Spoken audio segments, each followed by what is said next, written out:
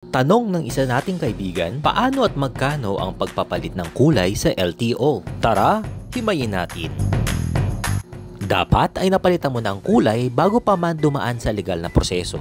Narito ang mga dapat nating gawin. Una ay Affidavit of Change Color, dapat notaryado. PNP HPG clearance, Certificate of Change Color from Mother File, Motor Vehicle Inspection System, and LTO registration. Tara't, simulan muna natin sa notaryo. Narito ang mga requirements. Matapos nito ay pwede ka na dumaretso sa PNP HPG na malapit sa iyo. Dito ako sa may Camp Karingal, Quezon City. Ipasa agad sa opisina ang mga sumusunod.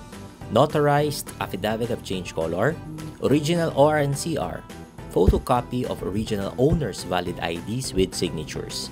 Ang kagandahan sa HPG QC ay dito ka na rin magbabayad ng fee na 650 dahil may portal sila ng Land Bank.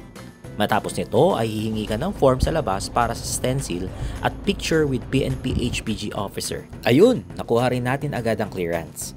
Now, once done, kompleto mga papeles, you may now proceed to LTO main file ng iyong sasakyan. In my case, dito ako sa LTO QC Araneta Ave. Mag-request ng certificate para sa change color na kung saan hihingan ka nila ng photocopy ng OR at CR. Wala itong bayad.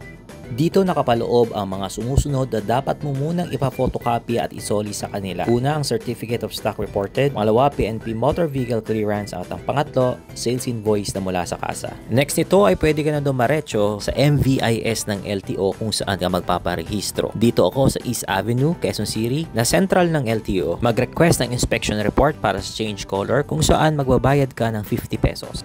Finally, you may now proceed to LTO District Office kung saan ka magpaparehistro.